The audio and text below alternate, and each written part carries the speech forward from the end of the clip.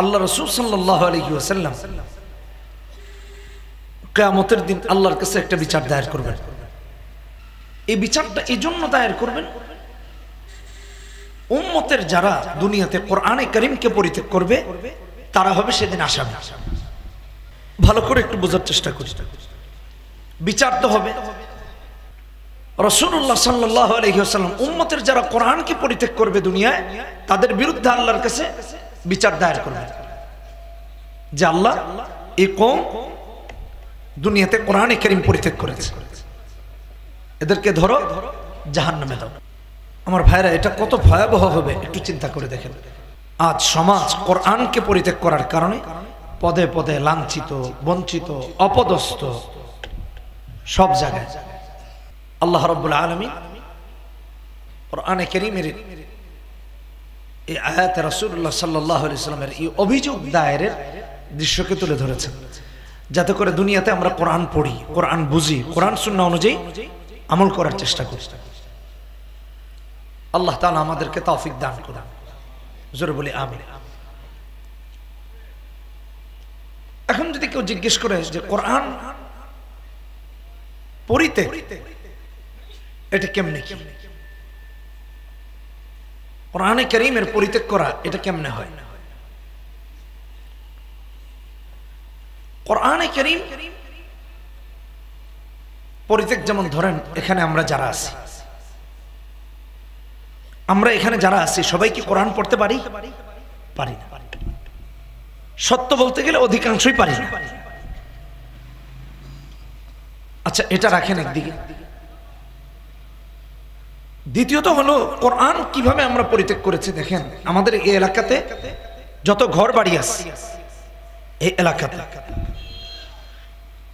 এমন বাড়ি ঘর আছে যেই বাড়ি ঘরে শেষ 20 বছরেও কোনোদিন কোরআন পড়া হয় না। এটাই হলো কোরআনে কারীম পরিত্যাগ করা। আর এই অপরাধী আল্লাহর কাছে হাসরের মাঠে রাসূল নিজে বিচার দায়ের করে অভিযুক্ত হিসাবে দাঁড় করাবেন যে আল্লাহ, আমার এই উম্মত যারা দুনিয়াতে কোরআনে কারীমকে পরিত্যাগ করেছে, কোরআন পড়ে নাই, কোরআন বুঝে নাই, কোরআন সুন্নাহ অনুযায়ী চলে নাই, এদেরকে ধরো এবং জাহান্নামে দাও। কোরআনের সাথে সম্পর্ক না থাকার কারণে আর এই অপরাধে অসংখ্য মানুষ জাহান্নামে হবে। বলে কোরআন এমন কি জিনিস যেটার কারণে আপনাকে আমাকে জাহান্নামী হতে হবে? আল্লাহ রাব্বুল আলামিন সেই কথা কোরআনে হাকিমে বলেছেন। সূরা বাকারা 185 নম্বর আয়াত, 2 নম্বর পারা, 7 নম্বর পৃষ্ঠা। আল্লাহ বলেছেন, শাহরু রমাদান আল্লাযী উনজিলা ফীহিল কুরআন হুদাল লিন-নাস ওয়া বায়্যিনাতিন মিনাল হুদা ওয়াল ফুরকান। কোরআনে কারীমকে আল্লাহ তাআলা এই পৃথিবীতে পাঠিয়ে গোটা বিশ্ববাসীর জন্য মুক্তির পাথেয় বানিয়ে দিয়েছেন। গোটা পৃথিবীর জন্য, গোটা পৃথিবীর জন্য মুক্তির পাথেয় বানিয়েছেন। হুদাল লিন-নাস বলেছেন, হুদাল লিল মুশরিকিন, হুদাল লিল কাফিরিন, এমনটা কিন্তু বলেন নাই। হুদাল লিন-নাস বলেছেন। আল্লাহ বিভিন্ন জায়গায় মুমিনকে খেতাব করে সম্বোধন করে বলেছেন ইয়া আইয়ুহাল্লাযীনা আমানু। হ্যাঁ, আবার বলেছেন কুল ইয়া আইয়ুহাল কাফিরুন লা আ'বুদু মা তা'বুদুন। এরকম আল্লাহ বিভিন্ন রকম সম্বোধন কোরআনে কারীমে করেছেন। কিন্তু কোথাও ইয়া আইয়ুহাল্লাযীনা আমানু বলে যে কোরআন শুধু মুমিনদের জন্য পাথেয় বা হুদাল লিল মুমিনিন, হুদাল লিল মুশরিকিন, হুদাল লিল কাফিরিন, এমনটা বলেন নাই। বলেছেন হুদাল লিন-নাস। পৃথিবীর যেখানে মানুষ আছে আল্লাহ রাব্বুল আলামিন তার মুক্তির পাথেয় বানিয়ে দিয়েছেন কোরআনে কারীমকে। কথা কি বুঝে এসেছে? এই জন্য ভাইরা আমার, কোরআন পড়া, কোরআন বুঝা, কোরআন অনুযায়ী আমল করা, এটা মুমিনের উপর আল্লাহ তাআলা ফরজ করেছেন।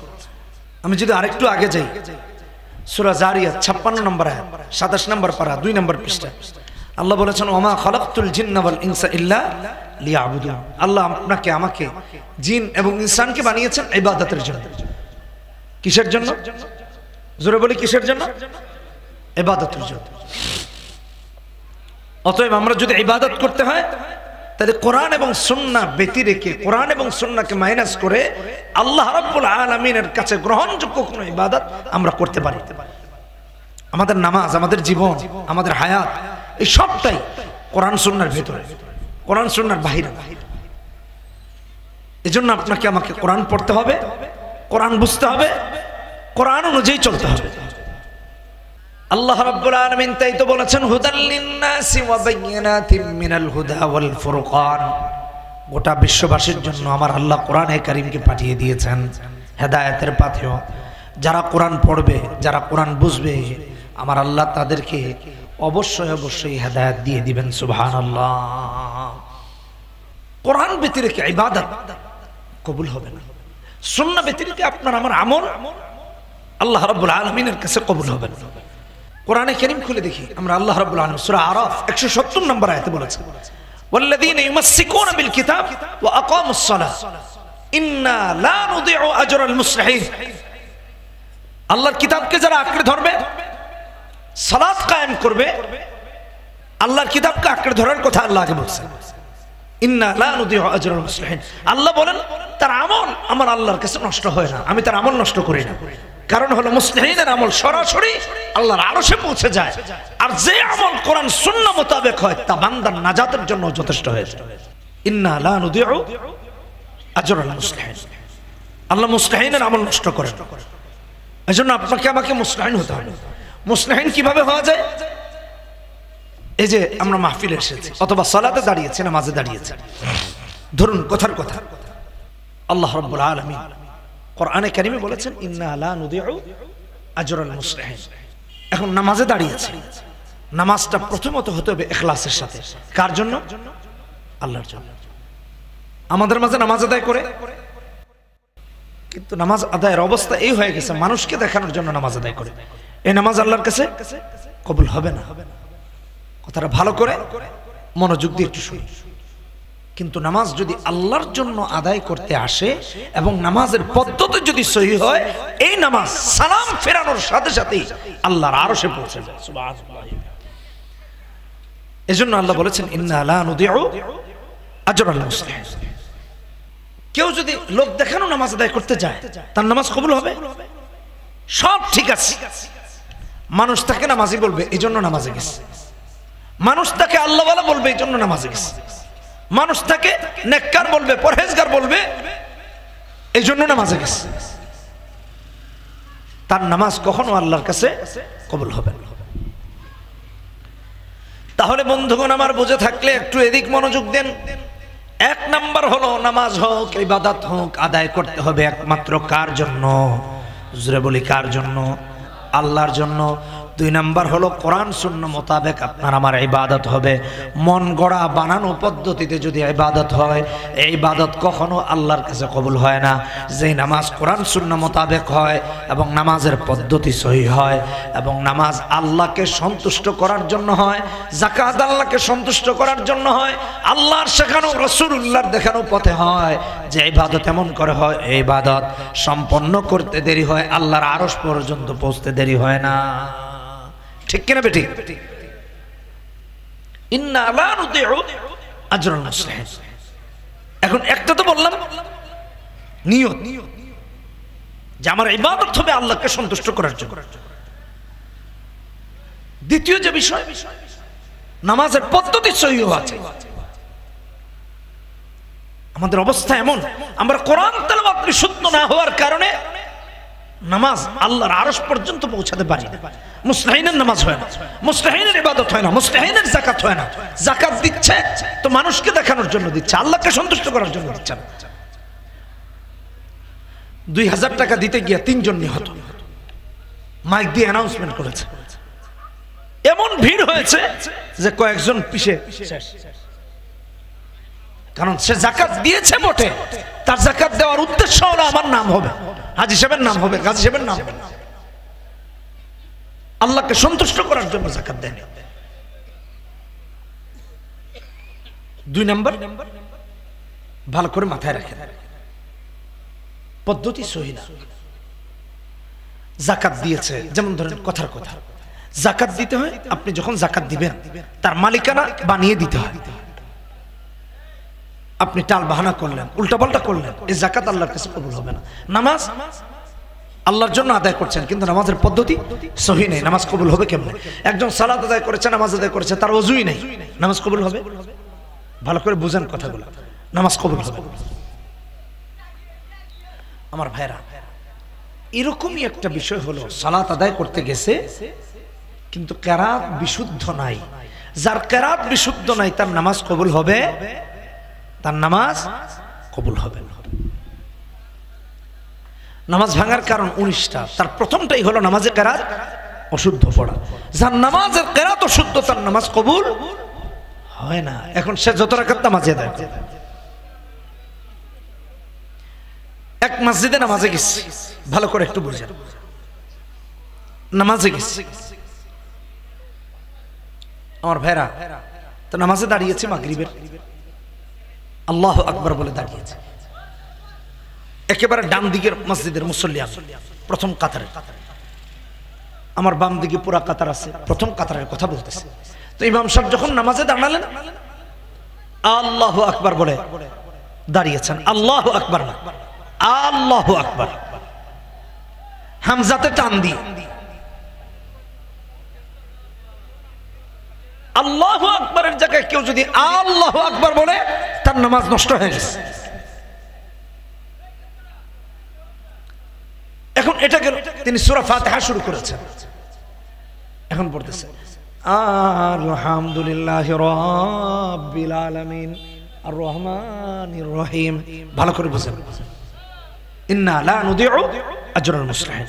কোরআন ব্যতি রেখে যে নামাজ বিশুদ্ধ হয় না, কোরআন ব্যতি রেখে যে একজন মুমিনের জিন্দেগি চলার পথ বিশুদ্ধ হয় না, কোরআন কারীম এবং রাসূলুল্লাহর সুন্নাহ বাদ দিয়া একটা মানুষ মুসলিহিন হিসেবে আল্লাহর কাছে অন্তর্ভুক্ত হতে পারে, মুসলিহিনদের অন্তর্ভুক্ত হতে পারে। এখন আমি দেখলাম আলহামদুলিল্লাহ পড়তেছে, রাব্বিল আলামিন পড়তেছে, তাহলে তো নামাজ হবে না। আমি পিছনে চলে যাচ্ছি মসজিদের, যে আমি আলাদাভাবে গিয়ে নামাজ আদায় করব। এখন আমার বাম পাশে যে এ দেখি নামাজের মাঝে এমনি করে তাকাইতেছে, দেখতেছে হুজুর যায়। মুসল্লির যে হালত ইমামেরও একই হালত। উনি নির্ধারিত ইমাম ছিলেন না, নিশ্চিত। উপস্থিতিদের মধ্যে ইমামের অনুপস্থিতিতে একজন নামাজের ইমামতিতে দাঁড়িয়েছে, সে নামাজ পড়াইছে। ইন্না লা নুদিউ আজরাল মুসলিহিন। আল্লাহ তাআলা মুসলিহিনদের আমল নষ্ট করবে না, কারণ মুসলিহিনের আমল কোরআন সুন্নাহ মোতাবেক হয়, সেটা আল্লাহর জন্য হয়। সালাম ফিরাতে দেরি হয়, এই নামাজ আল্লাহর আরশ পর্যন্ত পৌঁছাতে দেরি হয় না। আর যার কেরাত বিশুদ্ধ নাই, নামাজের পদ্ধতি বিশুদ্ধ নাই, তার নামাজ লক্ষ রাকাতও যদি হয়, এক রাকাত নামাজও রবের আরশে পৌঁছায় না। এই জন্য জিন্দেগিকে পরিশুদ্ধ করি, কোরআনকে পরিশুদ্ধ করি, দ্বীনকে পরিশুদ্ধ করি। ইন্না লা নুদিউ আজরাল মুসলিহিন। কোরআন পড়ি আমার ভাইরা, আমাদের সমাজগুলো কোরআন থেকে দূরে সরে যাচ্ছে। দিন দিন কোরআন থেকে যত দূরে সরে যাচ্ছে, তত দিন দিন আল্লাহর সাথে দূরত্ব তৈরি হচ্ছে, মসজিদের সাথে দূরত্ব তৈরি হচ্ছে, মাদ্রাসার সাথে দূরত্ব তৈরি হচ্ছে, সুন্নাতের সাথে দূরত্ব তৈরি হচ্ছে, হক্কানি উলামায়ে কেরামের সাথে দূরত্ব তৈরি হচ্ছে। কথা বলেন ঠিক কিনা বেঠিক? ইন্না লা নুদিউ আজরাল মুসলিহিন। কোরআনে কারীমকে আমরা বিশুদ্ধ করব। কথা বলি ঠিক কিনা বেঠিক? মনে থাকবে কিনা জোরে বল? মনে থাকবে না ইনশাআল্লাহ? সবাই মনে রাখেন। আল্লাহ রাব্বুল আলামিন আমাদের সবাইকে তৌফিক দান করুন, জোরে বলি আমিন। কোরআন পড়বো তো ইনশাআল্লাহ, কোরআন শুনবো তো ইনশাআল্লাহ, কোরআন অনুযায়ী চলবো তো ইনশাআল্লাহ। না হলে সমাজ দেখবে দিন দিন জাহান্নামের দিকে অগ্রগামী হবে, জাহান্নামের দিকে অগ্রগামী হবে, আমাদের সন্তানরা জাহান্নামের দিকে যাবে। ভাইরা আমার, এই 17টা বছর, শুধু 17 বছর বললে ভুল হবে, আমার দৃষ্টিভঙ্গিতে স্বাধীনতার এই 53 বছর এই বাংলাদেশকে ইহুদি নাসারাদের দাসত্বে নিয়োজিত করার জন্য বিভিন্ন ষড়যন্ত্র হয়েছে। ইসলাম বিরোধী শক্তিকে আমাদের কাঁধের উপর চাপিয়ে দেওয়া হয়েছে। একটা প্রজন্ম তৈরি করা হয়েছে এই 53 বছরে, যারা পার্লামেন্টে যাবে কোরআন বিরোধী আইন করার জন্য, যারা সংসদে যাবে ইসলাম বিরোধী আইন করার জন্য, যারা আপনার আমার নেতৃত্ব দিবে কোরআন সুন্নাহ বিরোধী রায় দেওয়ার জন্য, কোরআন সুন্নাহর বিরুদ্ধে অবস্থাপন করার জন্য। এই জন্য আমি সব সময় বলেছি, এই 53 বছর লড়াই চলছে ঈমান আর কুফরের, ইসলাম আর কুফরের। আপনাকে আমাকে এখন ঘুরে দাঁড়াতে হবেই, যেন আমাদের আর একটা প্রজন্ম ইহুদি নাসারার কোন এজেন্ডা বাস্তবায়নের জন্য পার্লামেন্টে না যায়। এজন্য কোরআন শিখায়। যে এমপি হয়েছে, যে মন্ত্রী হয়েছে, এ কোত্থেকে এসেছে? আমাদের কারো ভাই, আমাদের কারো সন্তান, আমাদের কারো বাবা, আমাদের কারো চাচা, এর বাইরে কেউ না।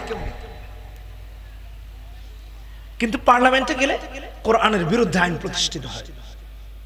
পার্লামেন্টে গেলে আলেম ওলামাদের উপর নির্যাতন হয়।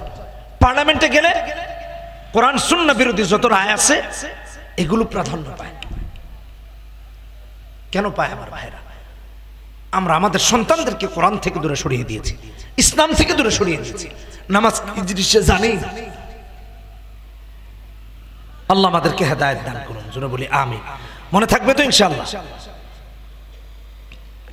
এই জন্য পদ্ধতিও সহি হতে হবে। আমাদের মা বোনরা সালাত আদায় করে, নামাজ আদায় করে, আমরা নামাজ আদায় করি, কিন্তু আমাদের নামাজ কবুল হয় না। কবুল হয় না কেন?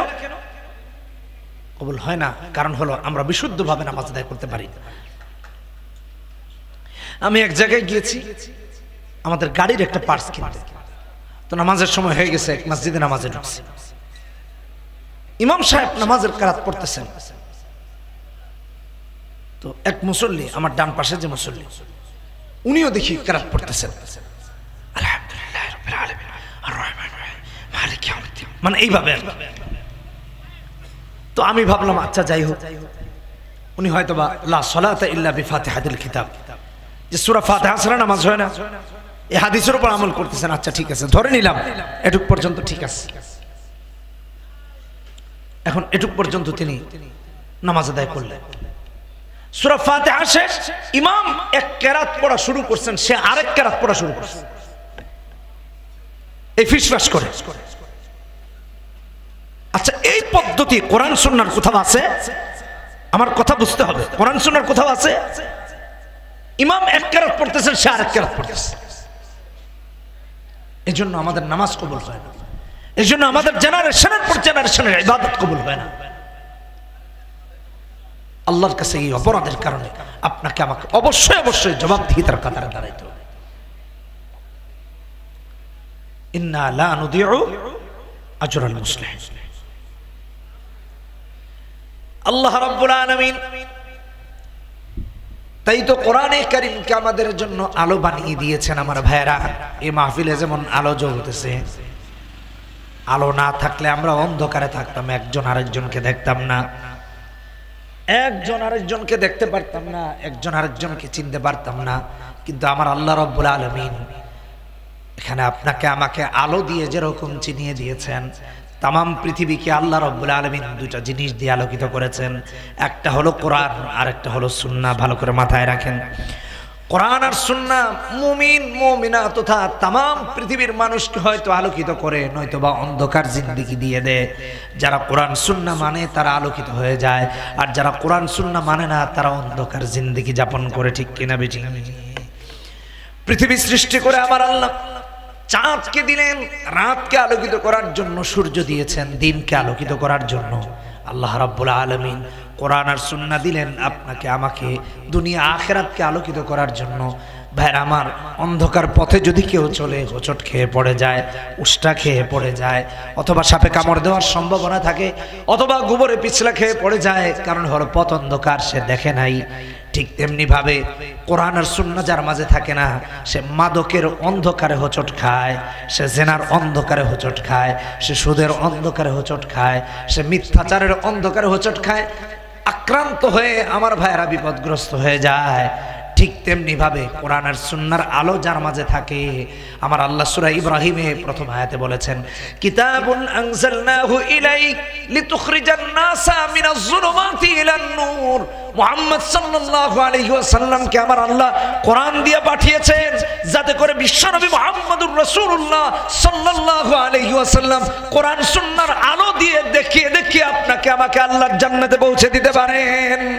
যে ব্যক্তি কোরআন আর সুন্নাহর আলো ধারণ করবে, কোরআন আর সুন্নাহর আলো দিয়ে দেখে দেখে দুনিয়া পার করবে, কবরে যাবে, কবরও পার হয়ে যাবে, মিজানে যাবে, মিজানও পার হয়ে যাবে, পুল সিরাতের পুল পার হয়ে আমার আল্লাহ রাব্বুল আলামিনের জান্নাতে গিয়ে পৌঁছে যাবে। এটা হলো কোরআন, এটা হলো সুন্নাহর আলো। এই কোরআন আর এই সুন্নাহর আলো যাদের মাঝে থাকবে, আমার ভাইরা, কোরআন আর সুন্নাহর আলো দিয়ে দেখে দেখে তারা আল্লাহ রাব্বুল ইজ্জত ওয়াল জালালের জান্নাত পর্যন্ত গিয়ে পৌঁছে যাবে। এখন যার জিন্দেগিতে কোরআন নাই, আমার ভাইরা, হোঁচট খায়, উষ্টা খায়, মাদকে হোঁচট খায়, জিনায় হোঁচট খায়, মিথ্যাচারে হোঁচট খায়, আছে না নাই জুড়ে বলেন? কোরআনে কারীম যার সাথে থাকবে, আমার আল্লাহ কোরআনের আলো দিয়ে তারে পথ দেখিয়ে দেখিয়ে জান্নাতে ঢুকায় দিবেন। সূরা বনী ইসরাঈলের 9 নম্বর আয়াতে আমার আল্লাহ বলেন, ইন্না হাযাল কুরআন ইয়াহদি লিল্লাতী হিয়া আকওয়াম। তাফসীরে আদওয়াউল বায়ান ফি ইযাহিল কুরআন বিল কুরআনে এসেছে, মুফাসসির উল্লেখ করেছেন আমার ভাইরা, কোরআনে কারীম হলো এমন কিতাব, ইয়াহদি লিল্লাতী হিয়া আকওয়াম, যেটা জান্নাতে যাওয়ার সবচেয়ে সোজা রাস্তা। এর চেয়ে সহজ পথে আল্লাহর জান্নাতে যাওয়ার আর কোনো পথ নাই। অতএব যারা কোরআন পড়বে, কোরআন বুঝবে, কোরআন সুন্নাহ মোতাবেক চলবে, তারা সবচেয়ে সোজা পথ ধরে ধরে সহজ রাস্তায় আল্লাহর জান্নাতে পৌঁছে যাবে। সোজা পথ কোরআনে কারীম। তাই তো আমার আল্লাহ কোরআনকে সহজ করে দিয়েছেন। সূরা কামার 27 নম্বর পারা 7 নম্বর পৃষ্ঠা থেকে শুরু হয়েছে। আমার আল্লাহ একই সূরাতে একবার না, দুইবার না, তিনবার না, চারবার বলেছেন, ওয়ালাকাদ ইয়াসসারনাল কুরআনা লিযিকরি ফাহাল মিন মুদ্দাকির।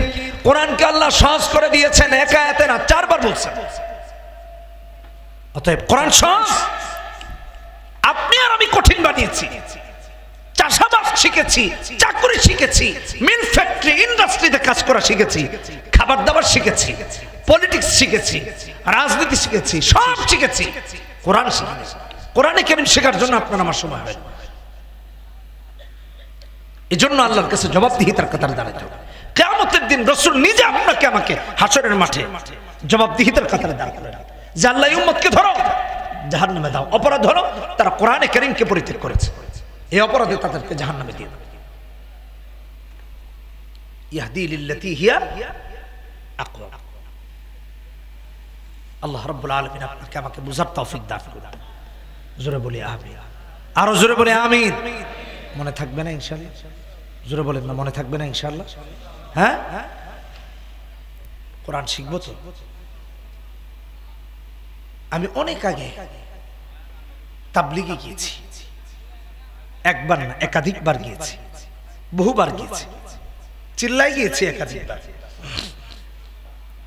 এখন তো তাবলীগ নিয়ে কত ফিতনা চলতেছে, কথা বলেন ঠিক কিনা বেঠিক? 2 গ্রুপ হয়ে মারামারি, কাটাকাটা।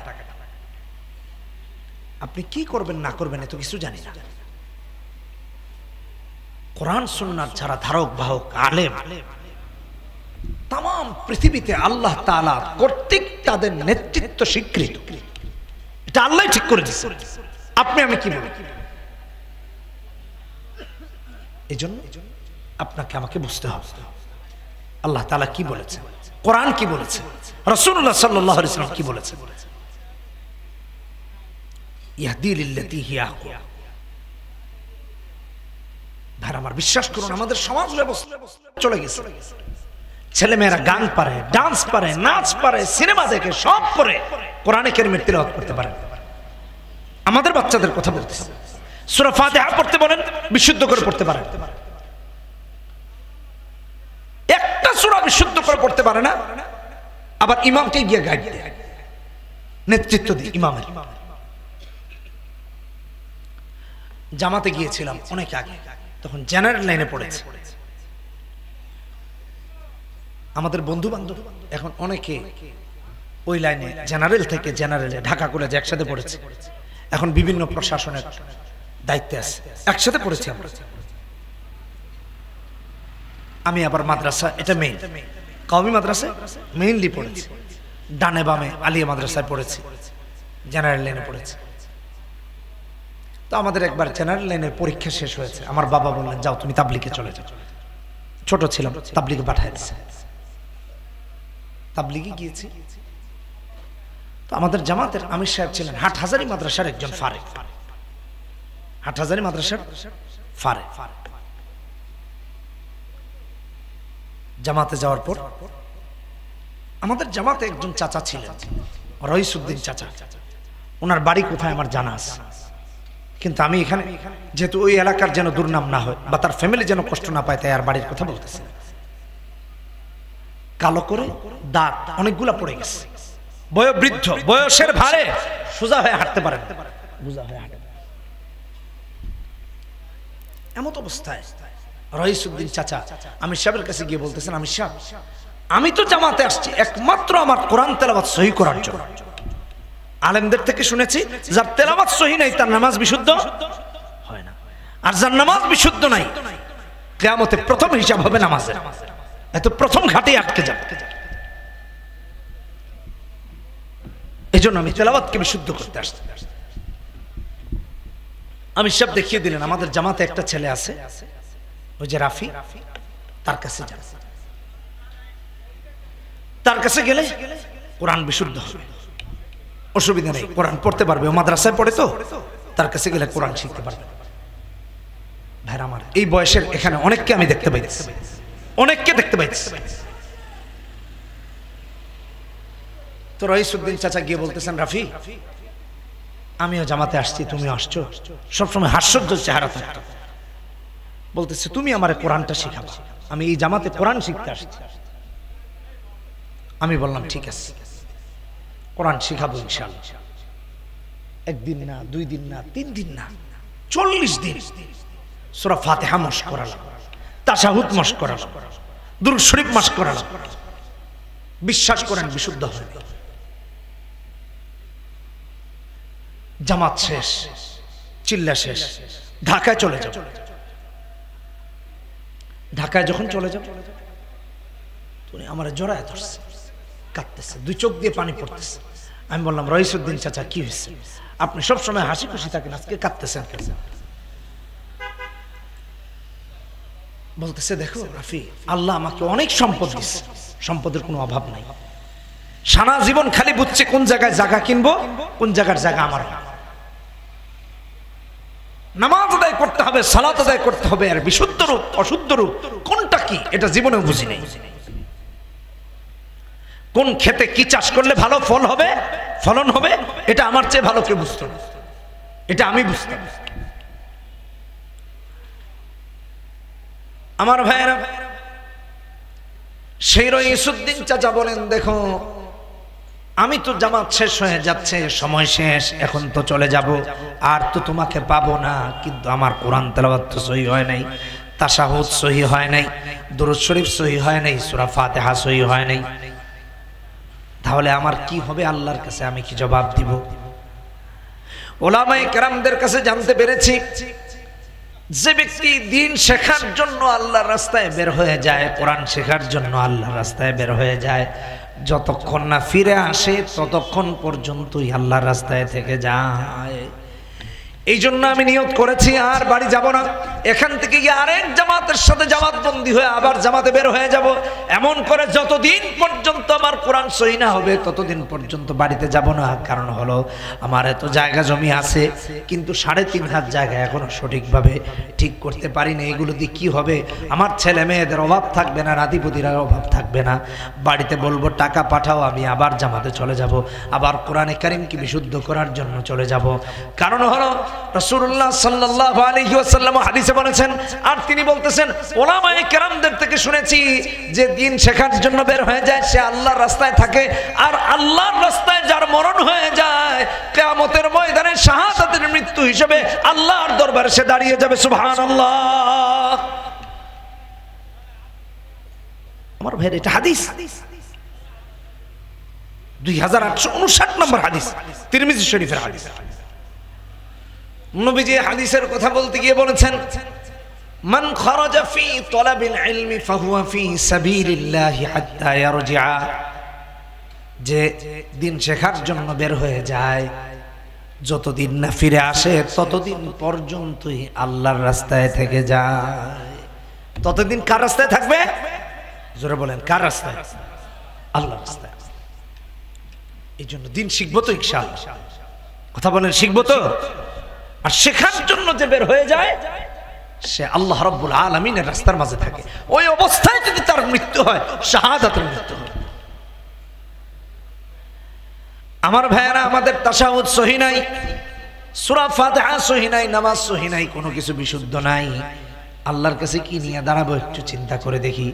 আমাদের এখানে যারা আছি, আমাদের মাঝে এমন মানুষের অভাব নাই যার সূরা ফাতিহাও সহি নাই, এমনকি কালেমাটাও সহি নাই, লা ইলাহা ইল্লাল্লাহু মুহাম্মাদুর রাসূলুল্লাহ, এই কালেমাটাও পর্যন্ত সহি নাই। এমন মানুষ এখানে আছে না নাই? জোরে বলেন, আছে না নাই? কি নিয়ে দাঁড়াবো আল্লাহর কাছে একটু চিন্তা করে দেখি। হাসরের মাঠে আপনার আমার পাথেও কি হবে একটু চিন্তা করে দেখি। আল্লাহর কাছে চেহারাটা দেখাতে পারবো কিনা একটু চিন্তা করে দেখি। কিয়ামতের ভয়াবহতা কেমন হবে? মুসলিম শরীফের হাদিস, রাসূলুল্লাহ সাল্লাল্লাহু আলাইহি ওয়াসাল্লাম এই হাদিসের মধ্যে বলেছেন, 503 নম্বর হাদিস, সবাই পেরেশান, যার যার আমল অনুযায়ী শাস্তি ভোগ করতে থাকবে, সূর্য মাথার উপরে থাকবে, সবাই পেরেশান হয়ে ঘুরতে থাকবে। আমার ভাইয়েরা, সমস্ত মানুষগুলো গিয়ে হাজির হবে হযরত আদম আলাইহিস সালাতু ওয়াস সালামের কাছে, বলবে, আমাদের পিতা, আপনি যদি সুপারিশ করেন আল্লাহকে, আমার আল্লাহ জান্নাতের দরজা খুলে দিবেন। আদম আলাইহিস সালাতু ওয়াস সালাম বলবেন, আমার মাধ্যমে এটা সম্ভব নয়, তোমরা এক কাজ করো, মুসলিম মিল্লাতের পিতা ইব্রাহিম আলাইহিস সালামের কাছে যাও।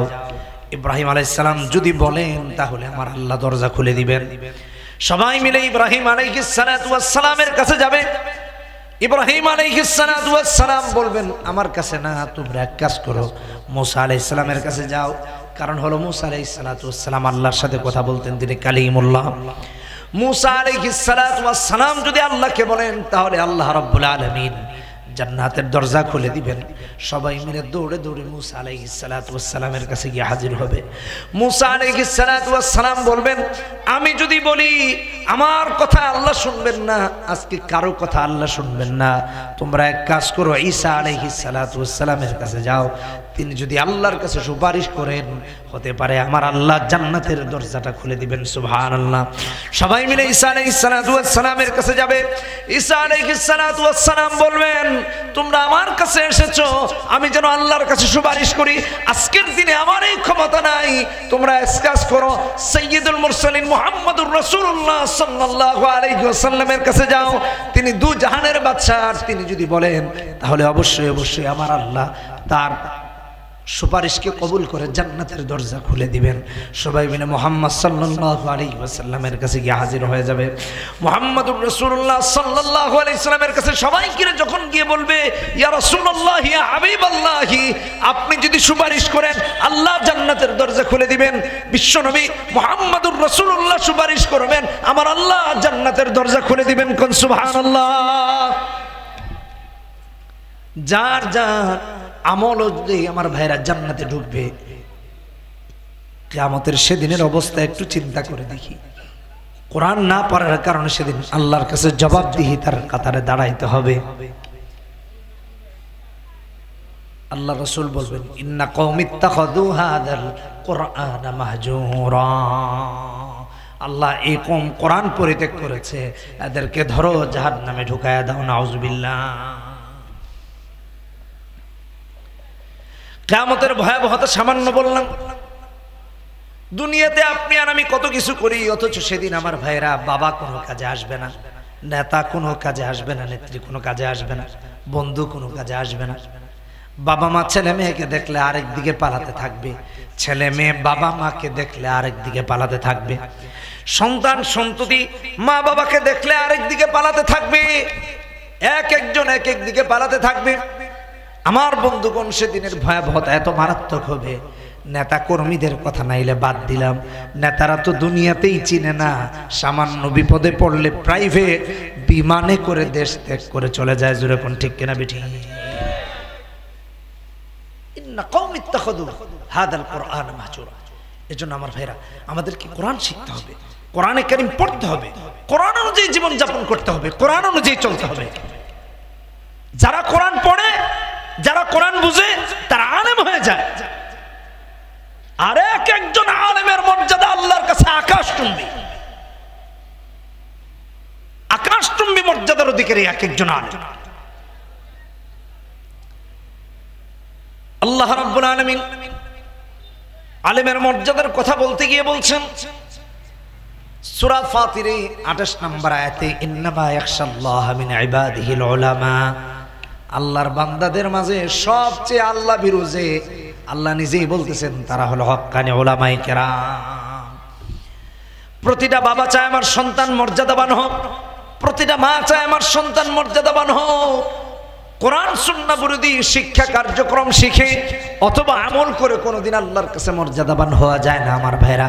এজন্য আমার আল্লাহ কোরআনে কারিমে সূরা তাহরিম 6 নম্বর আয়াতে বলেন, কু আনফুসাকুম ওয়া আহলিকুম নারা আলাইহা মালাইকাতুন গিলাজ শিদাদুল লা ইয়াসুনাল্লাহা মা আমারহুম ওয়া ইয়াফআলুনা মা ইউমারুন।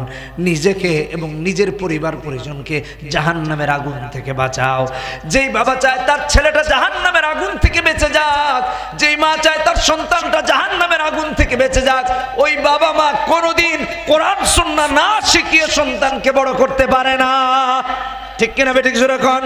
ওই বাবা মা কোরআন শিখাবে সন্তানকে, ওই বাবা মা দ্বীন শিখাবে সন্তানকে, ওই বাবা মা ইসলাম শিখাবে সন্তানকে। বাবা মা যখন ইসলাম শিখাবে, কোরআন শিখাবে, দ্বীন শিখাবে, আল্লাহ রাব্বুল আলামিন তার মর্যাদাকে আকাশচুম্বী করে দিবেন। সুবহানাল্লাহ। কোরআনে কারীমে অন্য আয়াতে আমার আল্লাহ বলতেছেন সূরা মুজাদালা 11 নম্বর আয়াত, ইয়ারফাইল্লাহুল্লাযীনা আমানু মিনকুম ওয়াল্লাযীনা উতুল ইলমা দারাজাত। ইয়ারফাইল্লাহুল্লাযীনা আমানু মিনকুম ওয়াল্লাযীনা উতুল ইলমা দারাজাত। যিনি আলেম হবে তার মর্যাদা বাড়িয়ে দিবেন কে? জোরে বলেন কে? আলেমের মর্যাদার কথা আমার আল্লাহ অন্য আয়াতে বলতে গিয়ে বলেন সূরা নাহল 43 নম্বর আয়াত, ফাসআলু আহলায যিকরি ইন কুনতুম লা তা'লামুন। এই সমাজের নেতৃত্ব দিবে আলেমরা। সূরা কোন ঠিক কিনা বেঠিক? হক্কানি আলেম, দরবারি না। দরবারি দিয়ে তো ভরে গেছে। হক্কানি আলেমরা নেতৃত্ব দিবে। যারা দরবারে দরবারে ঘুরে তাদের কথা বলতেছি না আমার ভাইরা। হক্কানি আলেম হই। হক্কানি আলেমরা কখনো দরবারের উচ্ছিষ্ট খেয়ে বেড়ে ওঠে না। এই জন্য হক্কানি আলেম হতে হবে, রব্বানি আলেম হতে হবে। তাই তো আল্লাহ বলেছেন ফাসআলু আহলা যিকরি ইন কুনতুম লা তা'লামুন। রাজনীতি করবেন হক্কানি আলেমকে জিজ্ঞেস করেন, সমাজনীতি করবেন হক্কানি আলেমকে জিজ্ঞেস করেন, কিভাবে চলবেন কিভাবে চলবেন না হক্কানি আলেমকে জিজ্ঞেস করেন। কোরআনে কারীমে সূরা জুমারে 9 নম্বর আয়াতে আল্লাহ বলেন, তাই তো কুল হাল ইয়াস্তামিল্লাযীনা ইয়া'লামুনা ওয়াল্লাযীনা লা ইয়া'লামুন। যারা জানে আর যারা জানে না তারা কখনো বরাবর হতে পারে না। ঠিক কিনা বেটি? অথচ আমার ভাইরা আলেমরে গিয়া মসজিদে বাধা দে, খতিবকে গিয়া বাধা দে, কোরআন তেলাওয়াতে বাধা, কোরআনে কারীমের কথা বলতে বাধা। আছে না নাই সমাজে? চিল্লা এখন আছে না নাই? আছে। জুমার নামাজে যায়, ইমাম সাহেব যদি একটু লম্বা কেরাত পড়েন ইমামকে বাধা দে, হুজুর এত লম্বা কেরাত পড়লেন কেন? ইমাম সাহেব যদি সুদের বিরুদ্ধে কথা বলে ইমামকে বাধা দে। যেরকম ঠিক কিনা বেঠি? ইমাম সাহেব যদি কোরআন হাদিসের হক কথা বলে ইমামের চাকরি চলে যায়। গত 2 দিন আগের কথা বলতেছি, ইমাম সাহেব সুদের বিরুদ্ধে বক্তব্য দিয়েছেন, চাকরি চলে গেছে। মসজিদ কমিটি বলে দিছে, হুজুর আগামী জুমা থেকে আপনি অন্য জায়গায় মসজিদ দেখেন। শুধু তাই না, 90% মুসলমানের দেশে ইসকনের বিরুদ্ধে বক্তব্য দেওয়ার কারণে ইমাম বা খতিবের চাকরি চলে যায়। মসজিদের কমিটি মেম্বার ইসকনের সদস্য হয়ে গেলে ওই কমিটি দিয়ে মসজিদ চালানো কখনো সম্ভব হয় না। কোথায় শিখেছি এগুলা? ইসকনের মেম্বার ইসকনের বিরুদ্ধে বক্তব্য দেওয়ার কারণে ইমামের চাকরি চলে গেছে। সুদের বিরুদ্ধে বক্তব্য দেওয়ার কারণে ইমামের চাকরি চলে গেছে। বিশ্বাস করুন, জুমার নামাজে কেরাতটা যদি একটু লম্বা হয় ইমামকে এসে কাউন্টার বারান্দা দাঁড়ায় যে হুজুর আপনি তো মোল্লা মানুষ, মানুষের বাড়ি খান, আমগত ওলিমা বিয়া শাদী কত কিছু আছে, এত লম্বা কেরাত কেন পড়ে? আর জুমার নামাজের মাসনুন কেরাতই তো লম্বা। জুমার নামাজের মাসনুন কেরাতই তো লম্বা। আল্লাহ রাব্বুল আলামিন বুঝার তৌফিক দান করুন। জোরে বলি আমিন, আরো জোরে বলি আমিন। মনে থাকবে তো ইনশাআল্লাহ? বাধা দিয়ে দেয়। কাফেররাও কোরআনে কারীমকে মহব্বত করতো, ভালোবাসা, মানতো না, ভালোবাসা। কাফের বেঈমানরা সারাদিন বলতো লা তাসমাউ লিহাযাল কুরআনি ওয়ালগাউ ফীহি লাআল্লাকুম তাগলিবুন। সূরা হামিম আস-সাজদা 26 নম্বর আয়াত, 24 নম্বর পারা। আমার ভাইরা ভালো করে শুনেন, মুহাম্মদ সাল্লাল্লাহু আলাইহি ওয়াসাল্লাম যেখানে কোরআনে কারীমের কোন আয়োজন করতেন, কাফের বেঈমানরা দাসী বাদী নিয়ে গিয়ে মুহাম্মদুর রাসূলুল্লাহর বিরুদ্ধে প্রোগ্রাম করতো। নাউযুবিল্লাহ। মুহাম্মদ সাল্লাল্লাহু আলাইহি ওয়াসাল্লামের বিরুদ্ধে প্রোগ্রাম করতো, নাচ গান লাগায় দিত যেন মানুষ নাচ গানে মত্ত হয়, কোরআন যেন না শুনে। তুফাইল ইবনে আমর দাউসি, ভালো করে শুনে, দাউস গোত্রের নেতা, বড় লিডার, মক্কায় আসছেন। কাফেরদের ঘুম হারাম হয়ে গেছে, সবাই অস্থির, তুফাইলকে কন্ট্রোল করো। তুফাইল ইবনে আমর দাউসির কাছে গেছে, হে তুফাইল, আমাদের মক্কায় একজন পাগল আছে মুহাম্মদ সাল্লাল্লাহু আলাইহি ওয়াসাল্লাম, তার কথা শুনো। তার কথা শুনে আমরা স্বামী স্ত্রীর মাঝে বিচ্ছেদ হয়ে গেছে, তার কথা শুনে পিতা পুত্রের মাঝে বিচ্ছেদ হয়ে গেছে, তার কথা শুনে এলাকাবাসীর মাঝে বিভেদ হয়ে গেছে, অতএব মুহাম্মাদের কথা শুনো না। কয় না, ঠিক আছে শুনবো। তুফাইল ইবনে আমর দাউসিকে বলল কোনোভাবেই শোনা যাবে না। কানে তুলা ঢুকেছে। কোথায়? কানে তুলা, যেন মক্কায় যাবে কিন্তু মুহাম্মদুর রাসূলুল্লাহর কোরআন শুনবে না। কথা বুঝাইতে পারছি? তুফাইল ইবনে আমর দাউসি কানের মাঝে তুলা ঢুকি। আমার ভাইয়েরা, বাইতুল্লাহর তাওয়াফের জন্য যখন গেলেন, দেখেন মুহাম্মদুর রাসূলুল্লাহ নামাজ আদায় করতেছেন, কানের তুলার ফাঁক দিয়ে কোরআনে কারীমের একটু তেলাওয়াত ব্রেইনের মাঝে গিয়ে পৌঁছায় গেছে। তুফাইল বুঝে গেছেন, শিক্ষিত মানুষ, সম্ভ্রান্ত মানুষ, বুঝে গেছেন এই কথা কোনোদিনও কোনো জাদুঘরের হতে পারে না, কবির হতে পারে না, পাগলের হতে পারে না, বরং নিঃসন্দেহে তিনি আল্লাহর সত্য রাসূল। তুফাইল পাগল হয়ে গেছেন। ওরা আমাকে বলেছে মুহাম্মদুর রাসূলুল্লাহর কথা না শুনতে, মুহাম্মাদের কাছে না যেতে। যেই তুফাইলকে ওরা বাধা দিল, সেই তুফাইল এখন সুযোগ সন্ধানের জন্য অপেক্ষমান, কখন পালিয়ে পালিয়ে মুহাম্মদুর রাসূলুল্লাহর সাথে গিয়ে মুলাকাত করা যায়। আমার ভাইরা মনোযোগ দিয়ে শুনেন, মুহাম্মদুর রাসূলুল্লাহ সাল্লাল্লাহু আলাইহি ওয়াসাল্লাম হুজরায় তুফাইল ইবনে আমর দাউসি গিয়ে হাজির। বলছে মুহাম্মদ নামাজে কি তেলাওয়াত করেছেন, আমাকে একটু তেলাওয়াত করে শোনান। তুফাইল ইবনে আমর দাউসি কোরআনে কারীমের তেলাওয়াত করা শুরু করলেন। কোরআনে কারীমের তেলাওয়াত করতে করতে শেষ করতে দেরি হয়েছে। তুফাইল কয় আমারে কালেমা পড়ায়া দেন, লা ইলাহা ইল্লাল্লাহু মুহাম্মাদুর রাসূলুল্লাহ। কানে তুলা দিয়ে মক্কায় এসেছিল, মুহাম্মাদুর রাসূলুল্লাহর কথা শুনবে না, কোরআন তেলাওয়াত তো দূরের কথা, কোরআনে কারীমের তেলাওয়াত যখন কর্ণকুহরে পৌঁছে গেছে, আর এক সেকেন্ডও দেরি করে নাই ঈমান আনার জন্য। আল্লাহু আকবার। ঈমান আনে মুসলমান হয়ে গেছেন।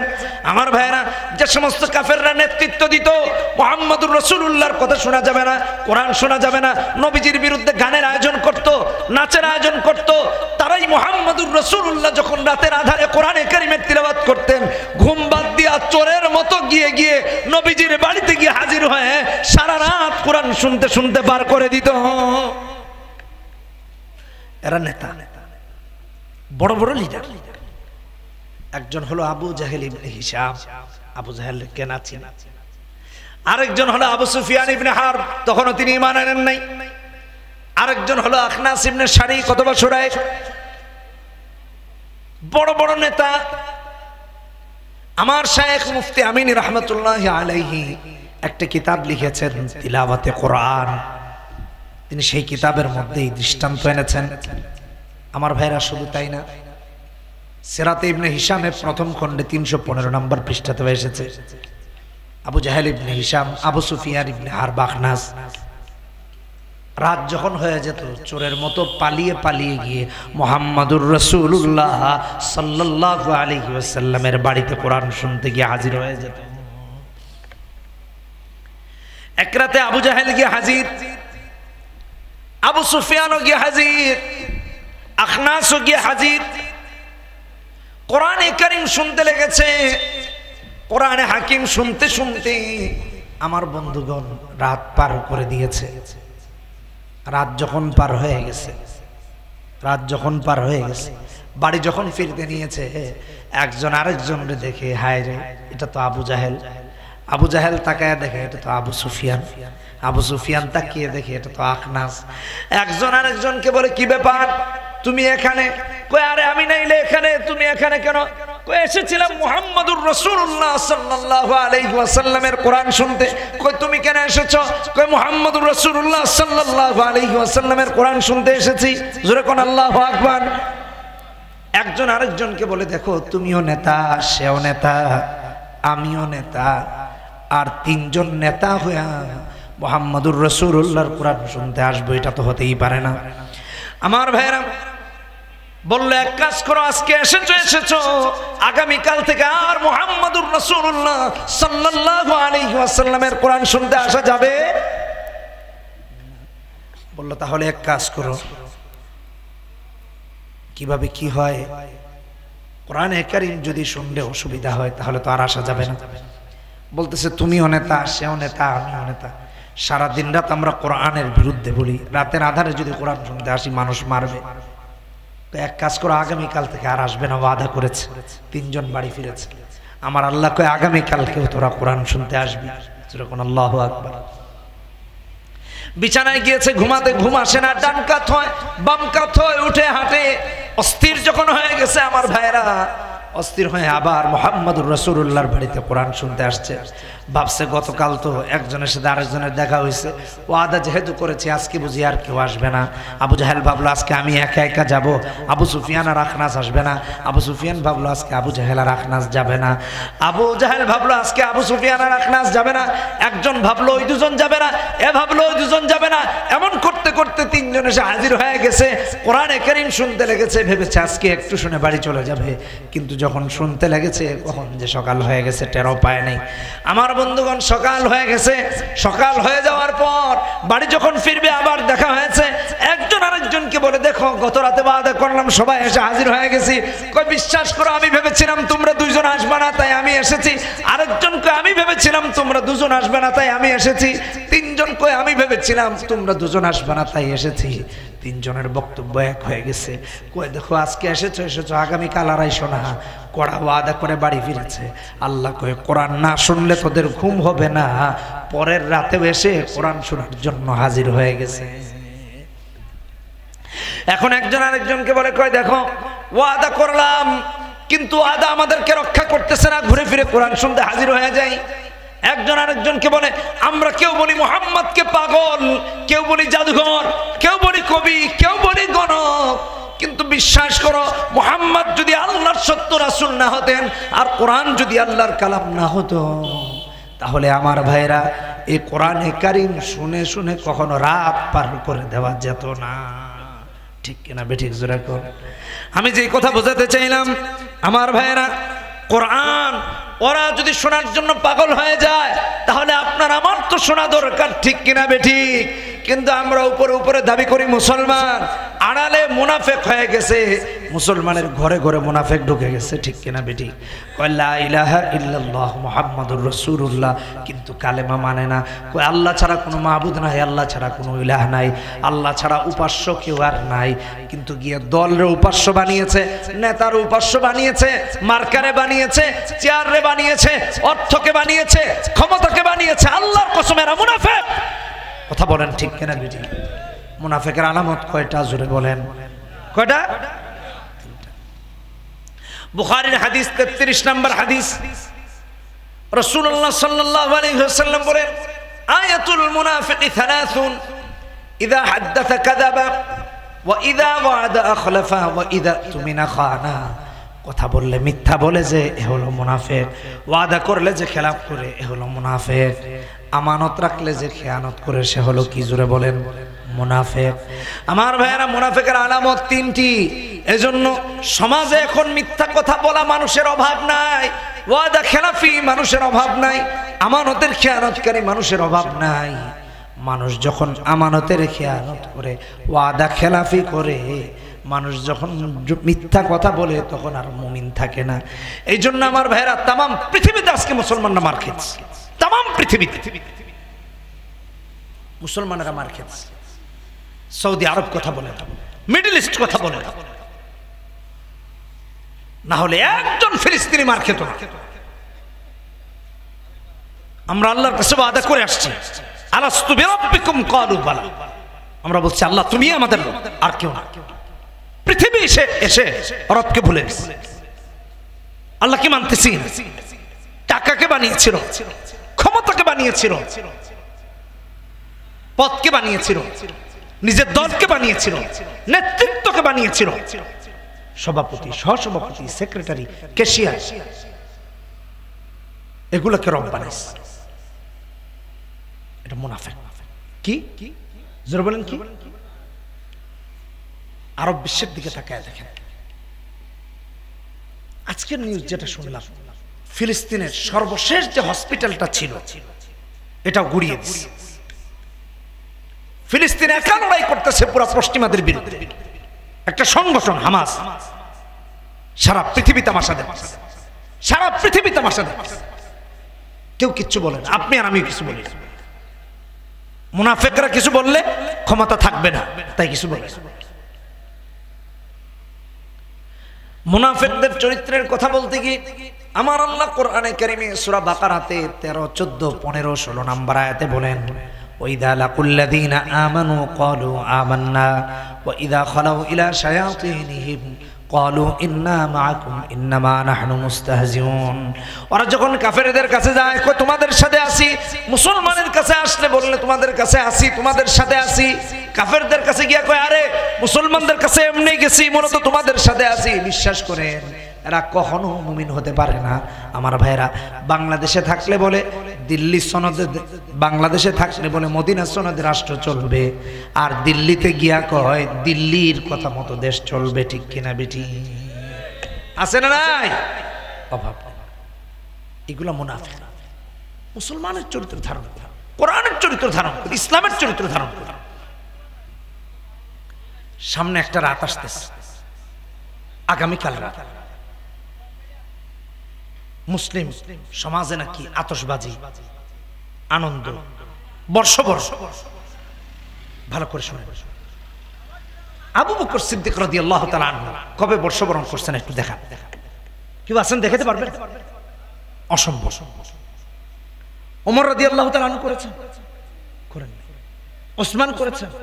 আলী রিদওয়ানুল্লাহি তাআলা আলাইহিম আজমাইন একজনও করেছেন? একজনও করেন। তাহলে আমরা এটা কোথায় পেলাম? মুসলমানের সমাজে 31 নাইট আবার কিসের? হ্যাঁ, আল্লাহর গজব এই জন্য নেমেছে।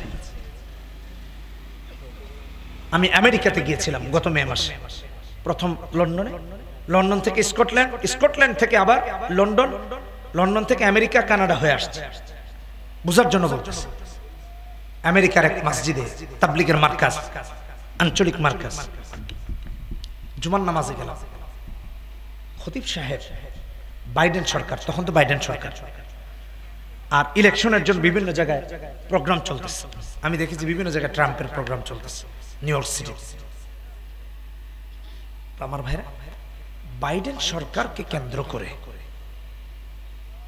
খতিব সাহেব এমন বক্তব্য দিয়েছেন, আমাদের দেশে গত সরকারের আমলে যদি এমন বক্তব্য কোনো খতিব দিত তাহলে আজীবনের জন্য জেলখানায় থাকত। সন্ত্রাসী আখ্যায়িত করে, সন্ত্রাসী আখ্যায়িত করে বাইডেন সরকারকে।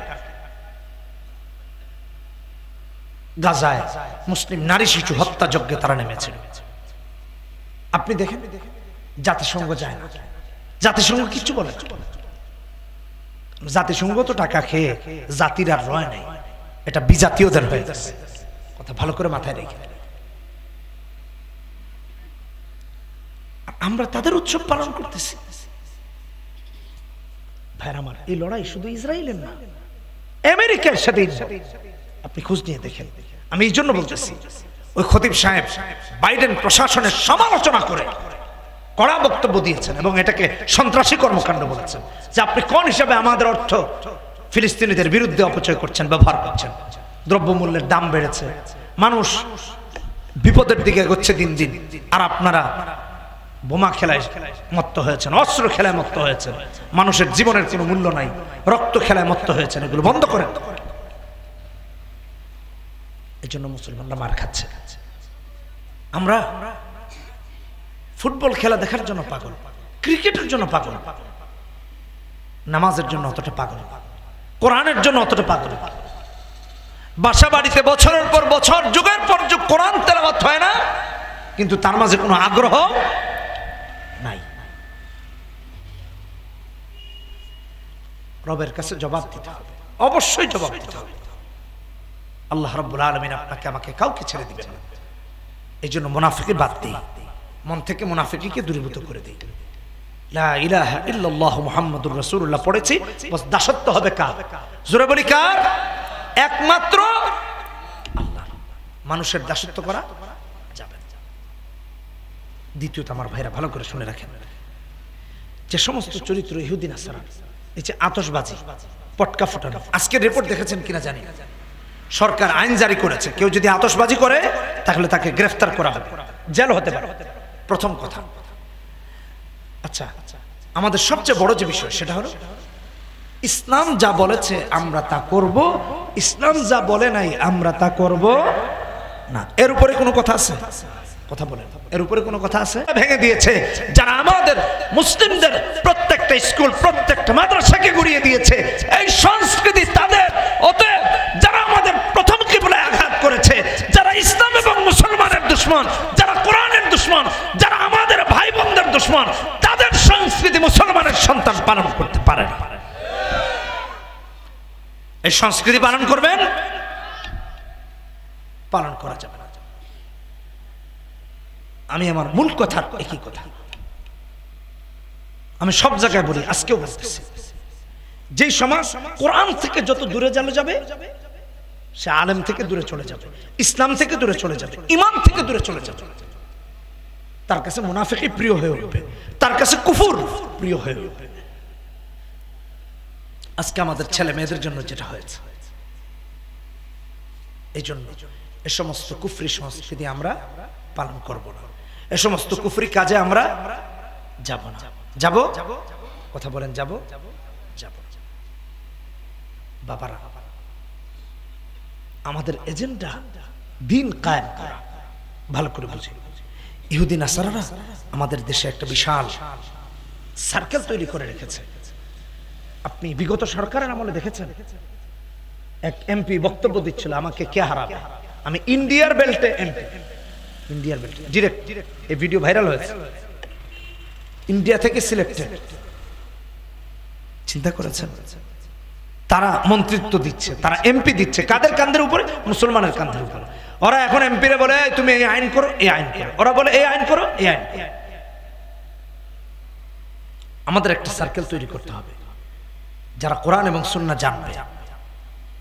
কোরআন সুন্নাহ জেনে যদি মন্ত্রী হয়, কোরআন সুন্নাহ জেনে যদি এমপি হয়, কোরআন সুন্নাহ জেনে যদি চেয়ারম্যান হয়, কোরআন সুন্নাহ জেনে যদি মেম্বার হয়, এই মেম্বার, এই এমপি, এই মন্ত্রী, এই প্রধানমন্ত্রী, এই রাষ্ট্রপতি কোরআন সুন্নাহর বিরুদ্ধে কোনোদিন আইন করবে না।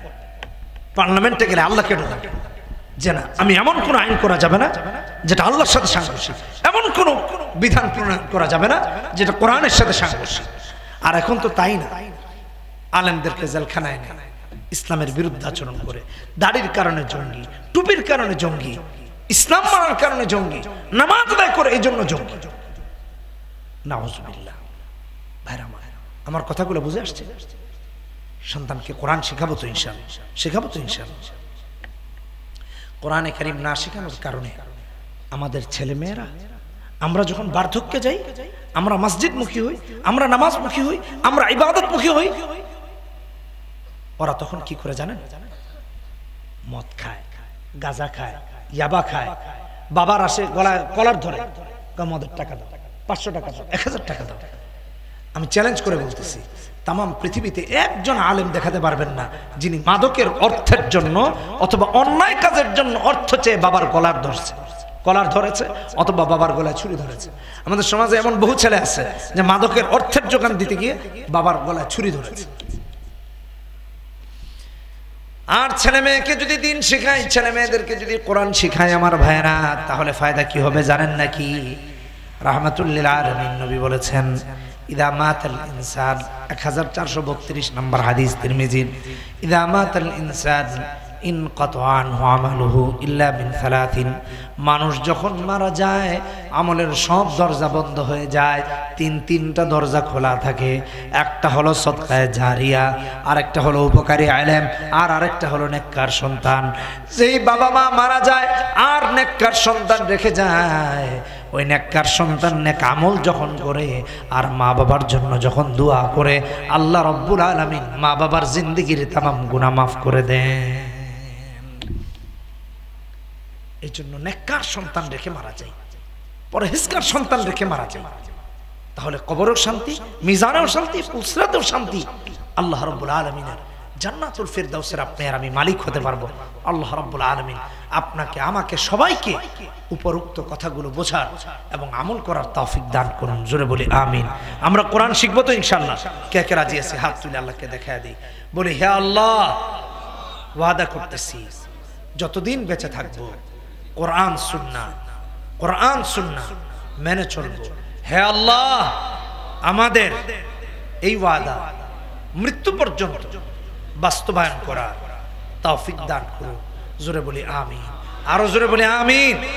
হাত নামাই পড়ি আস্তাগফিরুল্লাহ, ইন্নাল্লাহা গফুরুর রহিম, লা ইলাহা ইল্লাল্লাহ মুহাম্মাদুর রাসূলুল্লাহ, সুবহানাল্লাহি ওয়া বিহামদিহি, সুবহানাকাল্লাহুম্মা ওয়া বিহামদিকা, আশহাদু আল লা ইলাহা ইল্লা আনতা, আস্তাগফিরুকা ওয়া আতুবু ইলাইক, ওয়া আখিরু দাওয়ানা আনিল হামদুলিল্লাহি রাব্বিল আলামিন, সুবহানাল্লাহি ওয়া বিহামদিহি।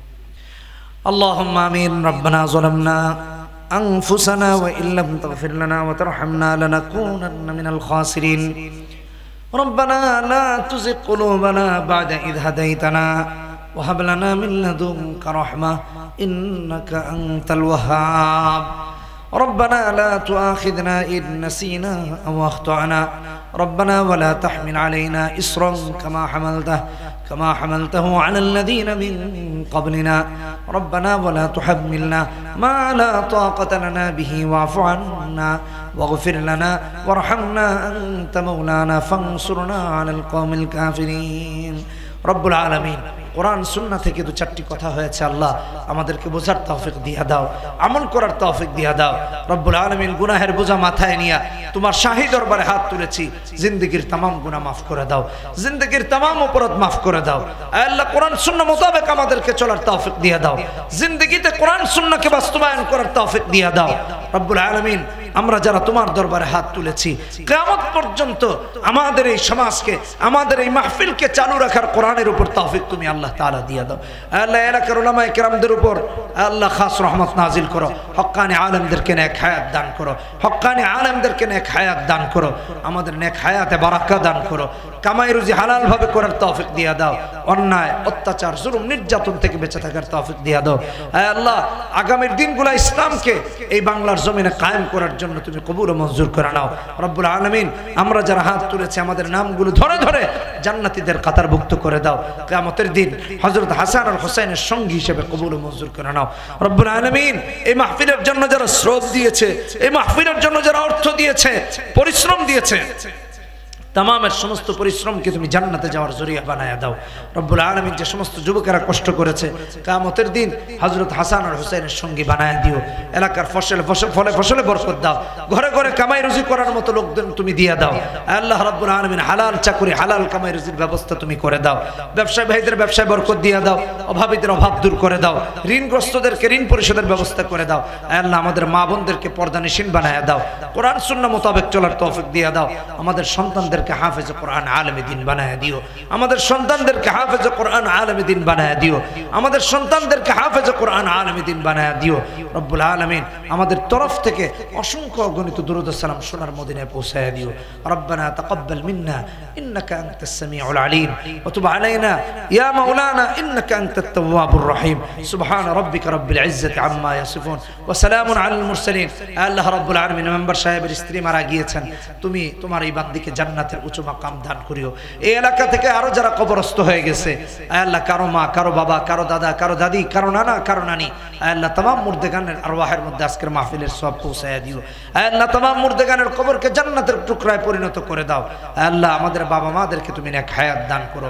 সাল্লাল্লাহু তাআলা আলা খায়র খালকিহি মুহাম্মাদিন ওয়া আলা আলিহি ওয়া আসহাবিহি আজমাইন برحمة سيد المرسلين بحق كلمة طيبة لا إله إلا الله محمد رسول الله.